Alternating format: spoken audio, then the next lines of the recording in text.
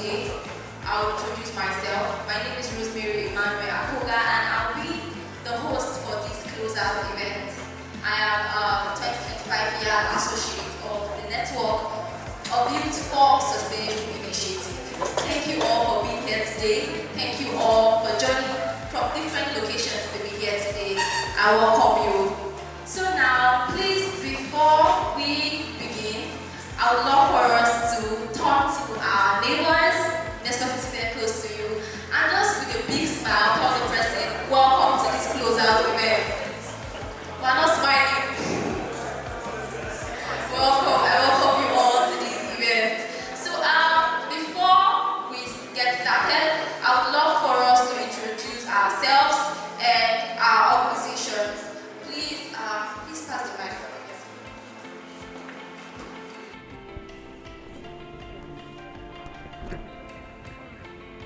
Good morning, everyone. My name is Olariwaju. I represent World Institute for Peace, WIP. Thank you so much. You're welcome. Good morning, everyone. My name is Fasasi Sadiq, Fasasi Youth Foundation. You're welcome. Good morning, everyone. My name is Innocent Effiong. I represent Center for Peace, Advocacy and Sustainable Development. Thank you. Good morning, everyone. My name is Dennis Maxwell from Jos. I'm representing Green Shift Texas. Thank you so much, everybody, for that warm introduction. And we're about to begin this event. But before we begin this event, I would want to share a story.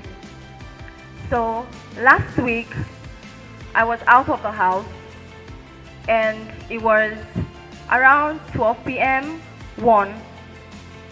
And because I work remotely most times, I really do not like to come out in the afternoons, and I cannot relate what is happening outside in the afternoons. So when I went out, I noticed something that was way different. Now we know heat waves have changed over time. We know when it's heat season from last year and the previous year, it's not comparing to what we're currently facing now. So by the time I was out, I heard different things. Cab guys complaining of their engines, my engine they hot, market, like it was crazy, and I had to really rush back home. And I now sat down to give it a rethink. Why are we having these current heat waves?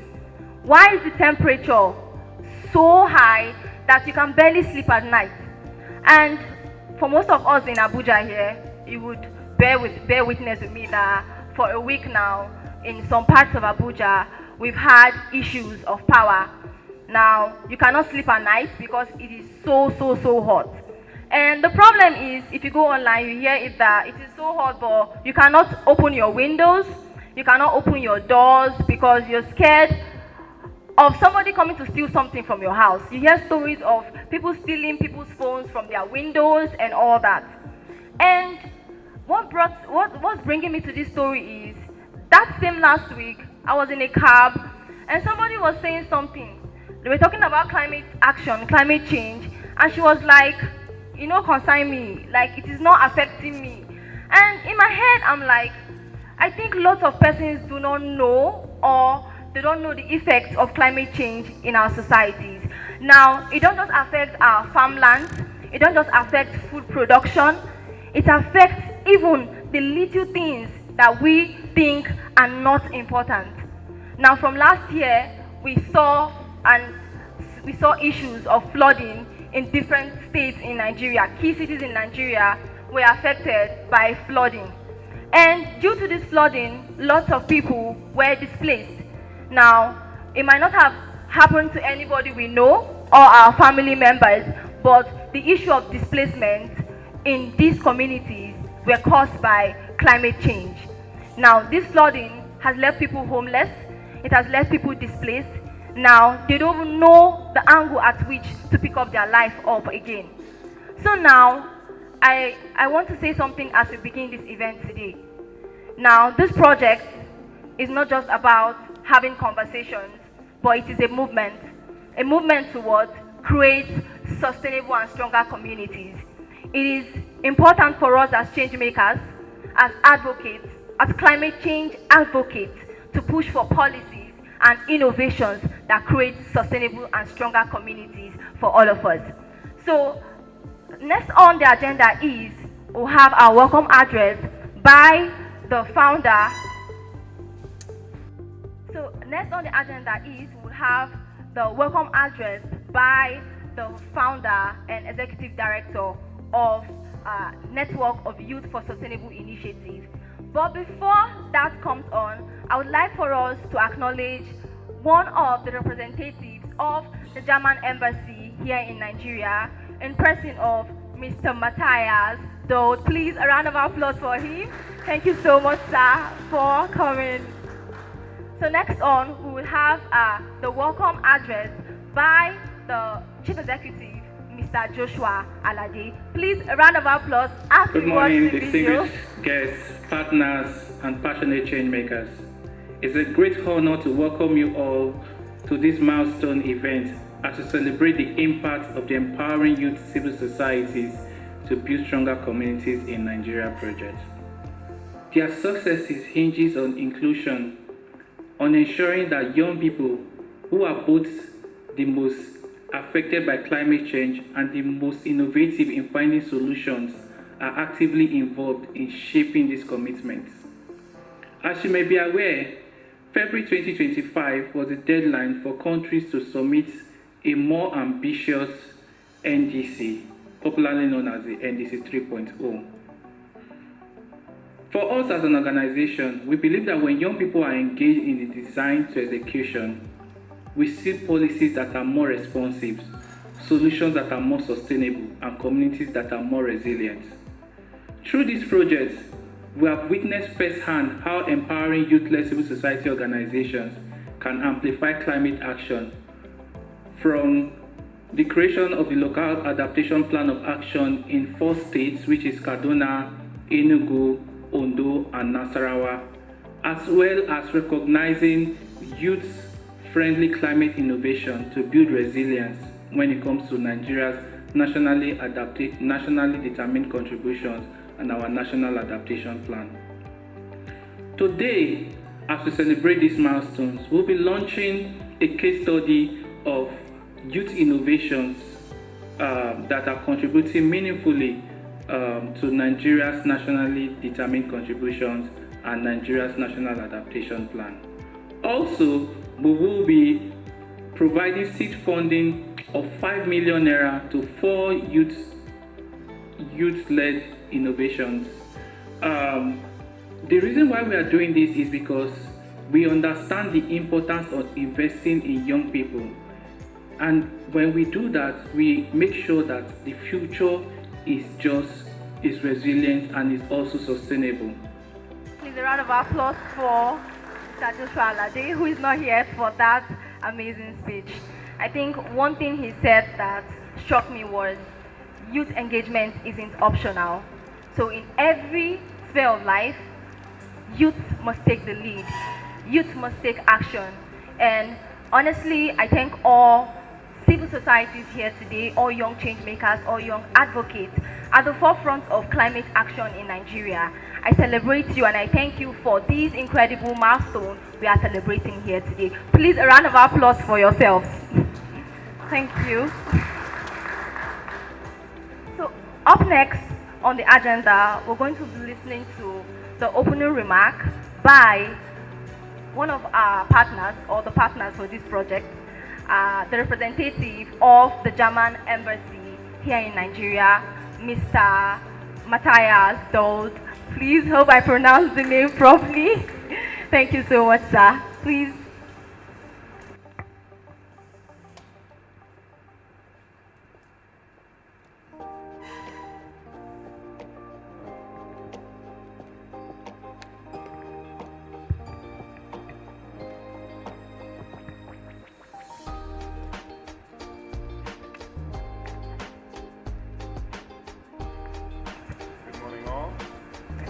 Good morning, ladies and gentlemen, heads of civil society organizations, representatives of NGOs, and dear young people.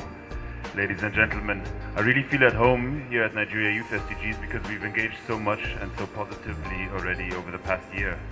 It's really a great pleasure to be here and to speak to you all. Today, we will take some time to have a look back at the achievements of this fantastic initiative. So much has been done in such a short time. When we started this project, we thought we would be dealing with one organization, but instead we're dealing with a whole array of organizations. I was fortunate enough to meet quite a few representatives of these organizations, and I see a few familiar faces here in the crowd. Some of you have even been to my house for a little reception. Because I have met so many of you and have heard of so many great initiatives, I can really say all of you are doing amazing work. Every one of you stands for the idea that if you want something done, you can do it yourself.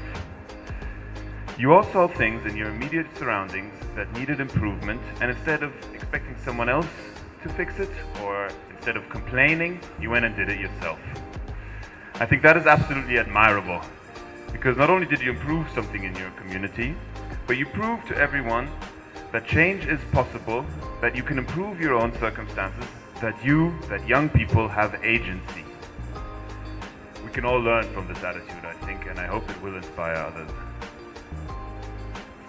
Of course, it is particularly great that the focus of these initiatives was on climate and environment. Nigeria, like many other countries around the world, is acutely feeling the impact of climate change, as in droughts, rising temperatures, changing weather patterns, floods. You all see it in your communities. However, climate change and the transition to green energy is barely a frontline topic in Nigeria's political debate. Other issues are much higher on the agenda, such as inflation, economic situation, security challenges around the country. These challenges are complex and have many different sources and dimensions. Many of them are, however, in one way or another also conflicts over resources such as land, water, fields, livestock, forests, or natural resources like oil or minerals. Climate change caused a reduction in resources, which in turn contributes to conflict. Though the reduction in resources is not the sole source of the conflict, and is almost never declared as such by the conflicting parties, a reduced amount of resources can act as a catalyzer for tensions in a society and cause them to erupt into violent conflict. It is for this reason that climate change has an immediate effect on Nigeria's economic and security situation already today. Though less visible than other sources of conflict, its effects are very real. It is for this reason that Germany and the German government is ready to take on its responsibility as an industrial nation whose contribution to climate change is of course much greater than that of Nigeria. Funding for civil society initiatives are a part of this responsibility that we take on globally. This is why we supported this great initiative here. Now that the project is nearing completion, I can say it has been a full success. By engaging so many organizations across the country and in the grassroots, Nigeria Youth SDG reached so many more people and communities than we ever could. This is definitely thanks to the team's relentless efforts and dedication to the cause. I thank you for this and I congratulate you on your energy. This is also due to you, the many participants of this great initiative. Let me once again congratulate you on your proactive stance and on taking responsibility. As the project nears completion, let us take a look forward. We at the German Embassy will be eager to collaborate with you again. The German government, meanwhile, remains committed to fighting climate change and protecting against its effects in Nigeria and elsewhere in the world. At the same time, there is a greater lesson to be learned. No matter what the German government does, or any government for that matter, or how funding is available, you all have proven that you don't need us. You have shown that you do not need to wait for anyone to come to your assistance, but that there is so much that you can do on your own. You, the youth, hold the future in your hands. This spirit is what I will be taking away from this initiative, and I hope that all of you will keep this spirit alive and spread it further. Thank you and congratulations once again.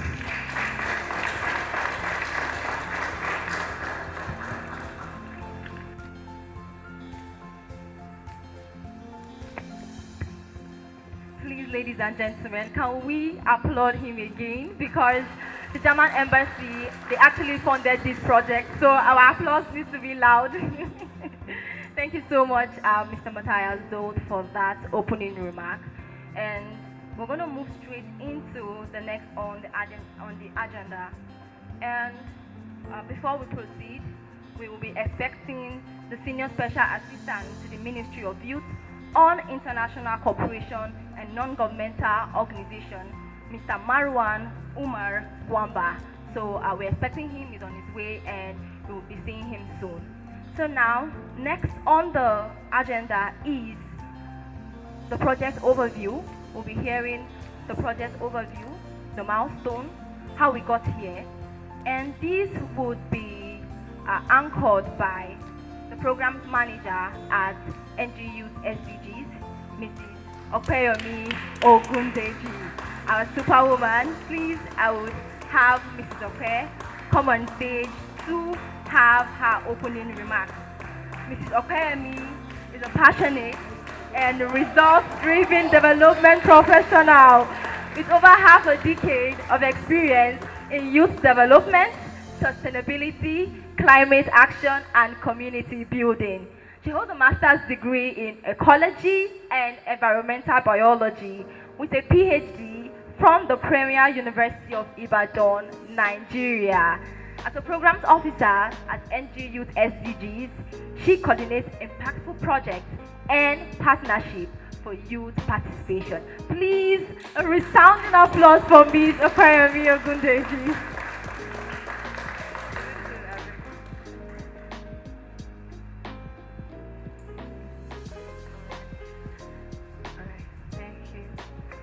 Alright, okay. Good morning once again, everyone, and thank you for honoring our invite and for coming here today. To every of the CSOs that are here, we sincerely appreciate you, and for all of the CSOs we've actually worked together with on this project, we appreciate your presence. And to the embassy, we sincerely appreciate your generous funding, and to also the UNFPA representative that is here, thank you so much. These are like people who have been supportive of our work. So straight to the business this morning, I will just be giving us more like a recap of what we've done with the project. And the reason why we are doing this is because we believe that some of the things that we've done, there's a way that all of these things can be cascaded in our own respective communities and environments, because basically what we are just advancing or looking forward to getting done with this project is to ensure that young people are meaningfully engaged in Nigeria's climate policies implementation. So if we're able to do this in 5 Nigerian states, is it possible that other representatives that are here can actually also take the same idea and go on with them in, scaling it in other states and in other communities? And that's how we multiply impact and get things to be done. So please, I hope that we'll all listen patiently, follow our journey, and also I'll be able to take like a few questions also at the end of everything. So I will try to be as fast as possible. So what we are trying to do. Okay, so basically what we'll be talking about, the project's name is Empowering Youth Civil Societies to Build Stronger Communities in Nigeria, and the hashtag is Climate Action for Stronger Nigeria. So when you're posting your picture, we would like you to actually use that hashtag, right, so that we can follow what you've gotten from here and how you're going to be, scaling this up in your own respective communities beyond what NG Youth SDGs and the embassy has actually done this time around. So, and for the talk points, I will go through the introduction, problem statements, project objective, approach, project phases, milestones that we've achieved, and also, the key highlights in terms of lesson learned. So for the project, like I said, the name is Empowering Youth Civil Societies to Be Stronger Community in Nigeria, and this project was funded by the Embassy of the Federal Republic of Germany in Nigeria. And what we are trying to do is to strengthen the capacity of youth-led CSOs and young people to actively participate in climate policy implementation. We believe that when we when we come together as a group, there's more that we can do, as opposed to NGOs, SDGs just basically leading the work, or the embassy alone leading the work. What if we collaborate with more youth-led CSOs to let them understand the concept more, especially when it comes to climate policy? Because what we notice, which is the problem statement, is that young people are actually underrepresented in the implementation and the development of Nigeria's climate policies, which are called the NAP, National Adaptation Plan, and the NDC's Nationally Determined Contribution. So we focused on 5 Nigerian states, that's Kaduna, Nasarawa, Ondo, Enugu, and Delta. However, for the young people aspect, so I want us to follow me. There are 2 components of it. The components where we built the capacity of the youth CSOs, like civil society organization, and there's a component where we built the capacity of individual young persons, so which cuts across different states in Nigeria. For the CSOs, it's just 5 states. For the young people, it cuts across different states in Nigeria. So why we are writing out this project or doing this project is because at NGOs, SDGs, we believe that when young people are informed, when they are empowered, they can actually mobilize, actions and also influence their peers, to take action and lead community-driven action. So the objective of the project is, number 1, to build the capacity of CSOs, like I said, to understand NAP and NDC's processes. If I ask some of us here now, some of us might not actually, know about it, especially only for most people who are actually actively involved on this project. So we want to ensure that beyond the policies that are available, we want people to know more about it, and then also build their capacity to implement it. It's not enough to create policy, to develop policy, but what happens next? Because most times, in Nigeria, we talk about implementation being one of our issues. So that's the second one also, is to equip UCSOs with their advocacy and communication skills so that they can actually raise more awareness about NAP and NDCs. And also the third one is to foster meaningful youth engagement between CSOs and government authorities. And number 4, to encourage youth-led climate action projects that actually align with NAP and NDC goals. So we can actually go to that link to also read more about the project. So we can take that. So all of these 4 objectives, if you ask me if we fulfill that, I would say yes with this project. So our approach, right? I'll basically go to the approaches that we use is under these different phases, right? So we had a project launch. This project was launched in June, and there was open call for applications. So it was not like we selected because fairness, right? So we actually made the open call application, and organizations that made the list, right, actually got recruited and selected. And we had interview sessions with these organizations. I believe that they all can testify to it. We had interview sessions with them to be able to know, where they are at, if goals are aligned, if our mission are aligned, and if they can really, partner with us to getting this done and achieving the project objectives. We also had physical due diligence visits, right? Beyond saying something virtually, having interview sessions. Sometimes, so it should not be the case of what you heard versus. So we had physical due diligence, and there was also project funding agreements that we had to sign with this organization. So there are also different handbook and SOP that were developed in the processes, just so that they all understand what the project is about and how to take action in terms of the UCSOs components and also the young people components. There was an onboarding session as well to take the people who were recruited and selected through the processes of the project before we even start implementing actively. So we are building capacity. Of course, learning modules will be developed. Facilitators who actually can take the courses. You remember when our ED was talking, he said he really appreciated the facilitators who were actually on this project as well, because we needed to build their capacity, this capacity of youth and UCSOs. And also there was virtual graduation ceremony.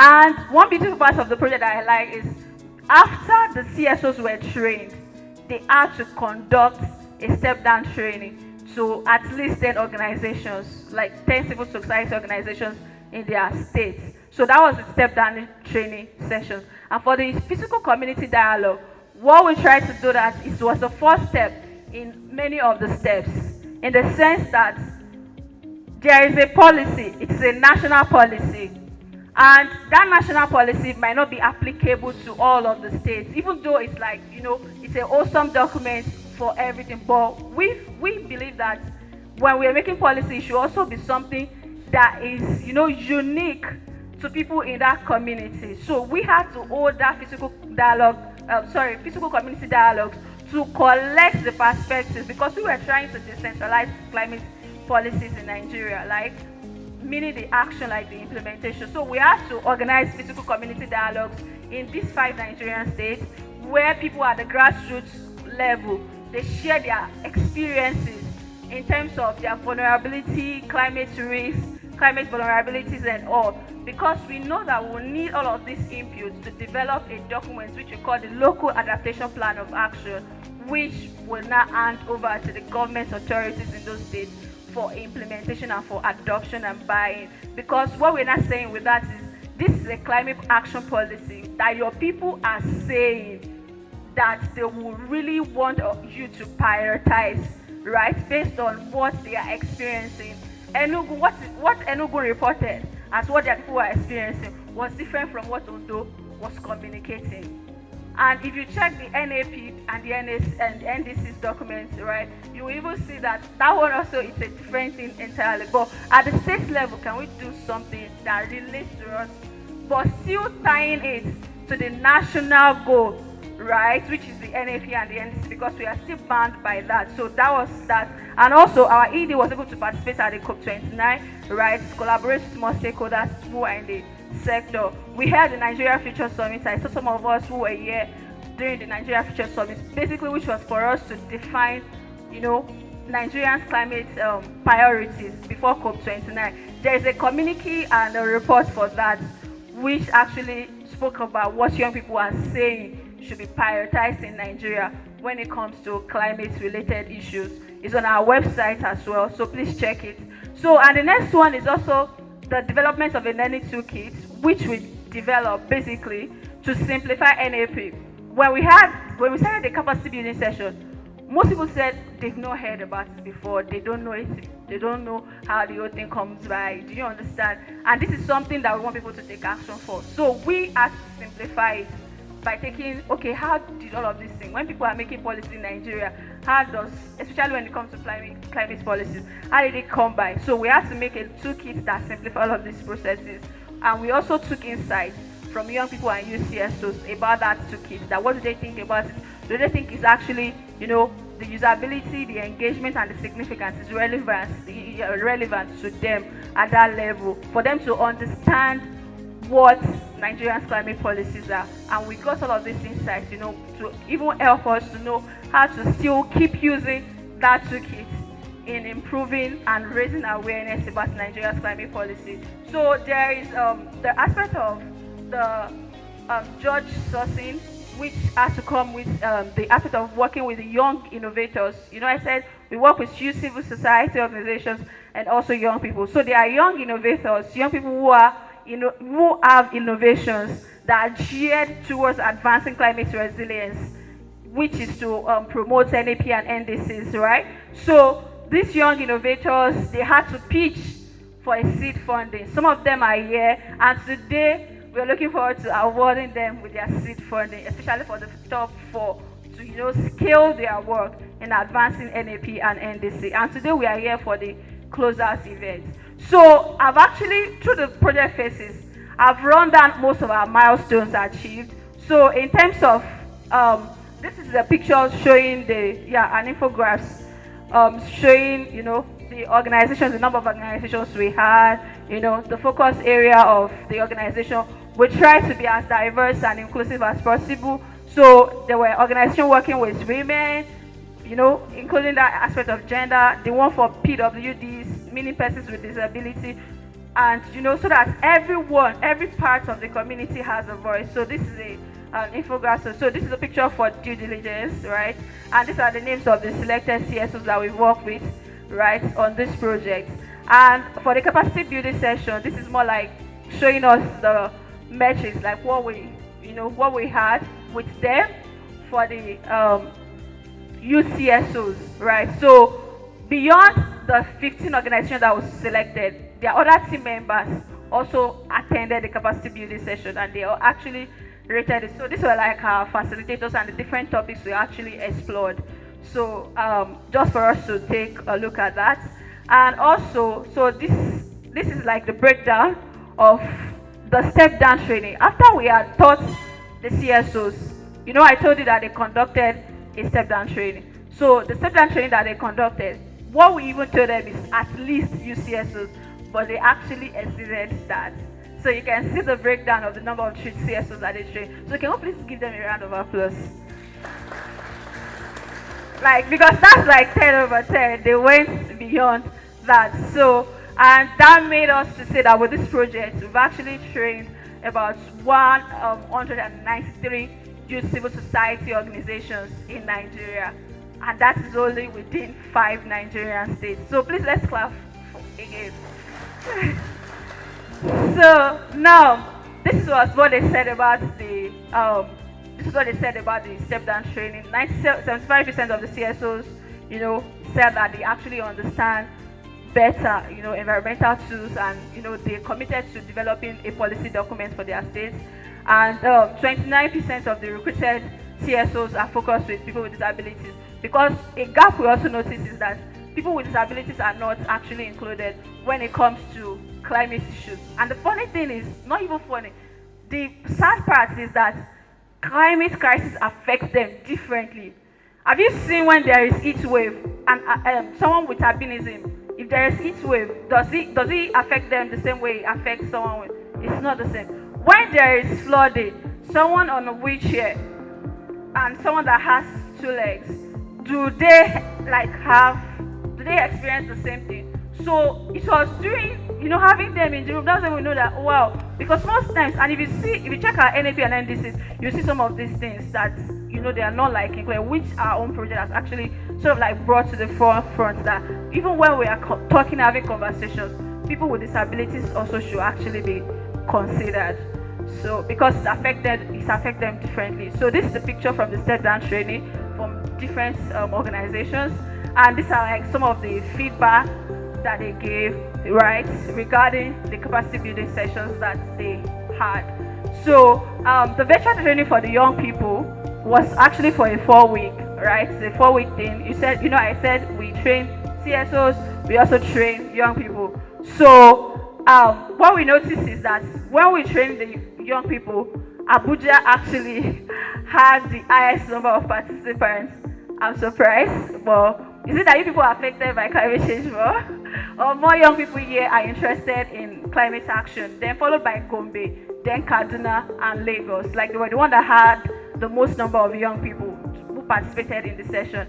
And if you're a young person who participated in a capacity building session here, clap for yourself, because you made it from the pool of over how many applications? You saw that.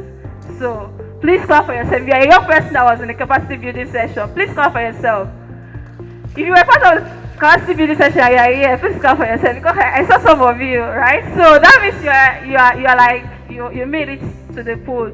So this is also the breakdown for this, and at least 200 participants actually attended at least 3 learning modules. 289 attended at least 1, right? And 135 attended all of the 4 learning modules. So these are like the pictures from our facilitators, and also some of the feedback from the participants from the for the capacity building session for the young people. And for the community dialogue, this is the number, right? So, you know, we said we had different states, the 5 Nigerian states, they had community dialogue to take insights from people at the grassroots as relates to their climate vulnerability and risk. So this is like the metrics for the different people that made up the number. So we had 944 participants. 4 states actually participated in that, and that was Kaduna, Nasarawa, Ondo, and Enugu. So, and 12 youth civil society organizations actually led the organizing and hosting of this community dialogue. So this is the breakdown. We can see different people who made or who shared their experiences based on that. And also 206 representatives from community structures, academia was there, women groups, farmers, because we know food security and stuff, persons with disability, and also media people as well. So this is a picture from the community dialogue. And for the learning toolkit, I want us to all bring out our phone. Can we go to NGU SDG's website and check resources so you can see, you can access the learning toolkit. Let's try. How many of us have seen the learning toolkit? I want to know if there are about anyone from the 300 here that has seen the learning toolkit. If not, now the CSOs, I know you've seen it. The innovators too have seen it, right? But if there are other people in the room, let's go to NGU SDG's website under resources. Can we check it out? Also, can we check it out? When we see, let me know. When you see it, tell me yes. Okay, so I'm counting for us.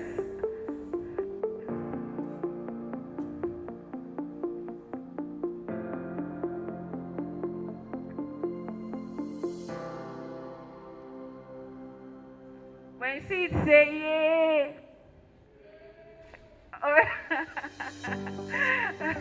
Alright, so I need louder yeah. I've not gotten like that very high vibrant, high pitch. So when you see, say yeah. Okay, it's coming up small. So for the last time, let me hear, can you all see it now? Or should I count 5 for us? Because we need to see it, we need you to share it to your circle. Climate crisis affects everyone. They need to know what the policies are in that regard. That's why we did this learning toolkit. I'm trying to let us understand the relevance. So it's a guide for young people and for you civil society organizations on how they can understand Nigeria's climate policy. Like, we simplified it, right, for everyone's use. And we also cited examples of some organizations that are already taking action in that regard. So that's that. For the local adaptation plan of action, which was informed by the community dialogue, and which should be like a workable document for the state, there will be a presentation on it. We are launching it here today.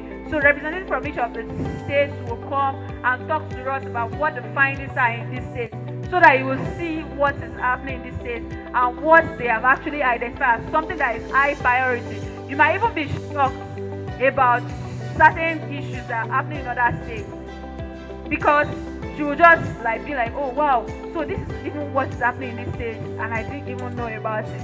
And all the things that people in the community said government should be doing, because we want to hold our people, our leaders, we want to hold them accountable. And you as young persons, you as UCSOs, you need to know how you can push that forward to let them know that these are what people are saying.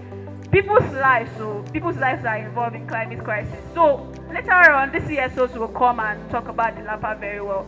So I'll just move on from that. And for the Nigerian Future Summit, I mentioned it earlier.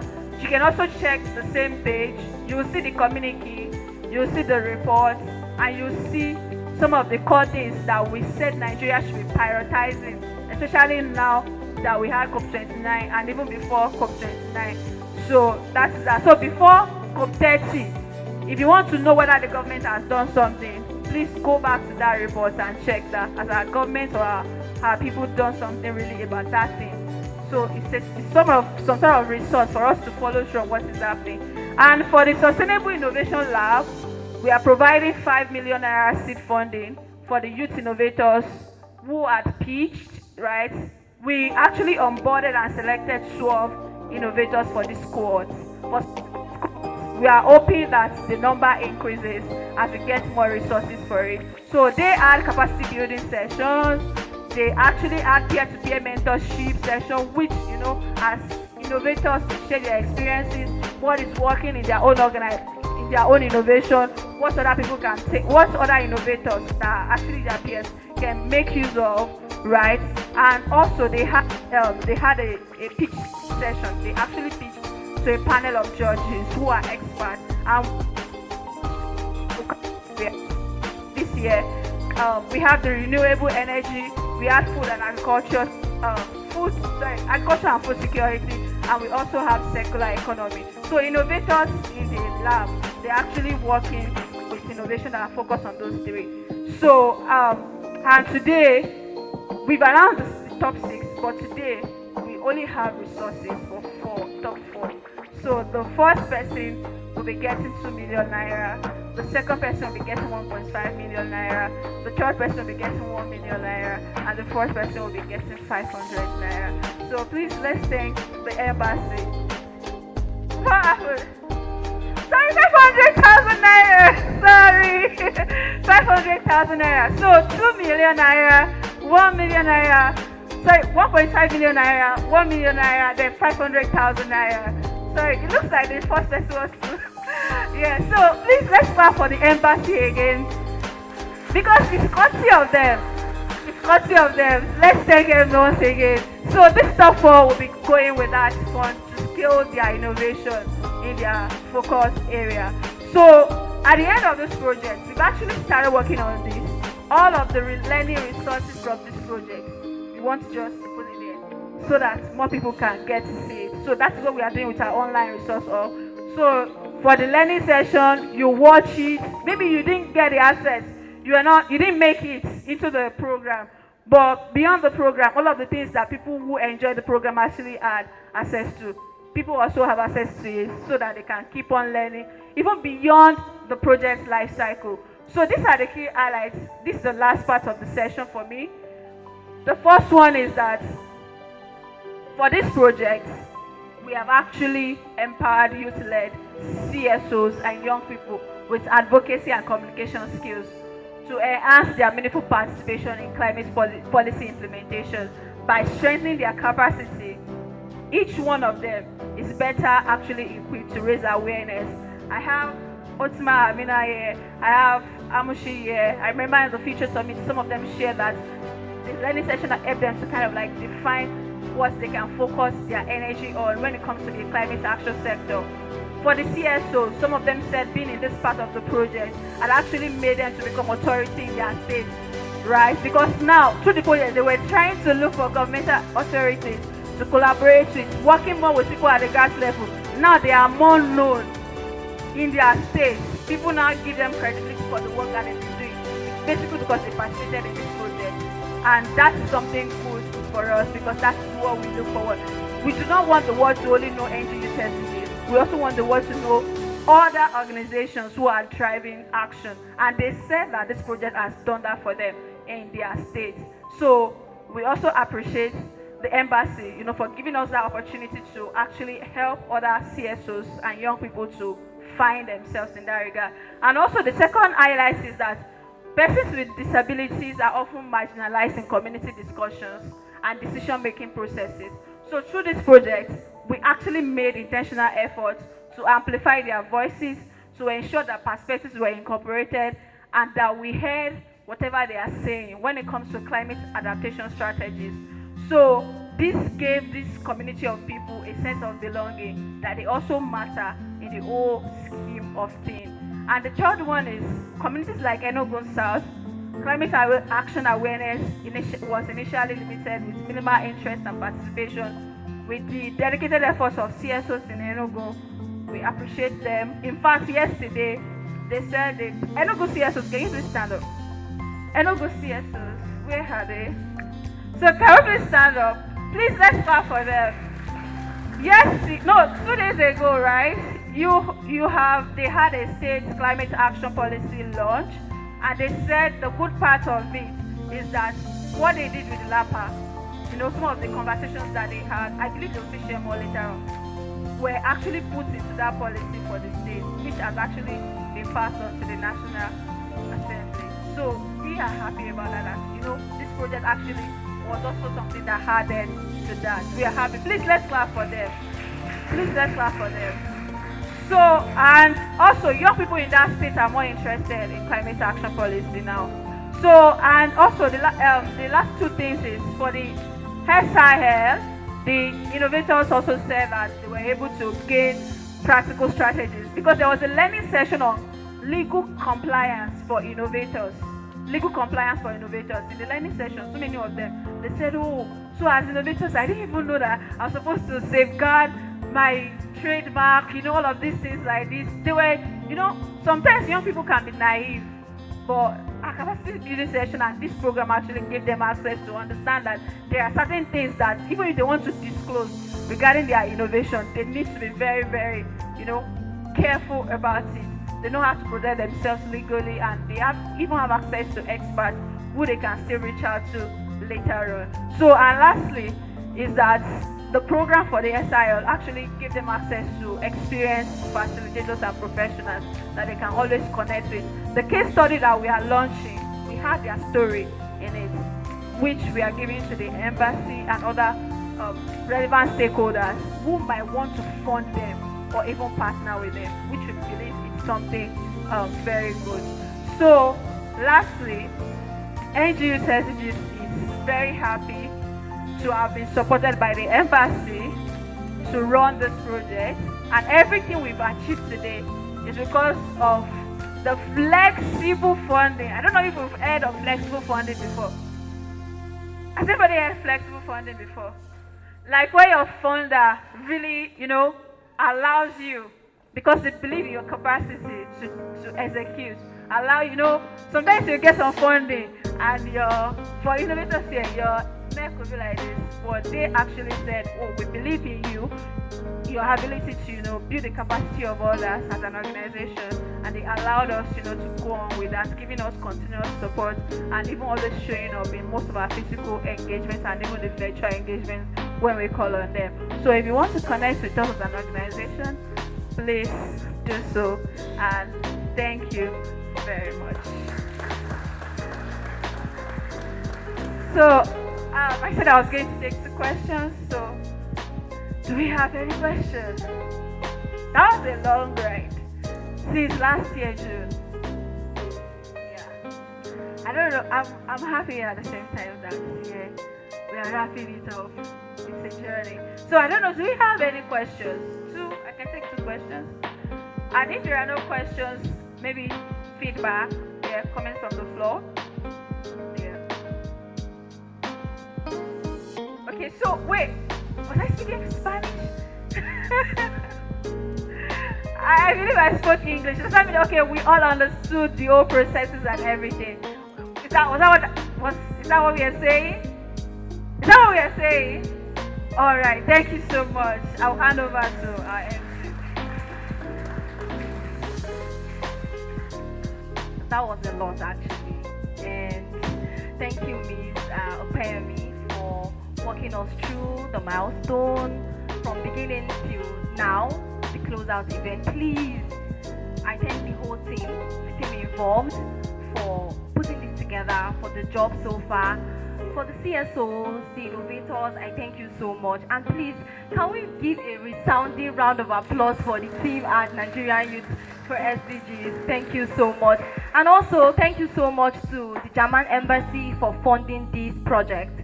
And as Ms. Opeyemi was speaking, like I said earlier, we're expecting the Senior Special Assistant to the Ministry of Youth on International Cooperation and Non-Governmental Organization. So with me here is Mr. Marwan Umar Gwamba. Please, a round of applause for him. Thank you so much, sir. Thank you for honoring our invitation. And also, we thank our partners and all non-governmental organizations and CSOs here. Our partner, Action Aid, is here. Thank you so much for coming. And we're going to proceed to the next on the agenda. Now, before we go further, I would want us to share our experiences on the field. So for all CSOs here and innovators here, I would love for us to do something. I'll be picking 5 people to speak. Now, we know climate change is affecting us in Nigeria and different parts of Nigeria. So what moment or what experience did you witness that fueled your passion to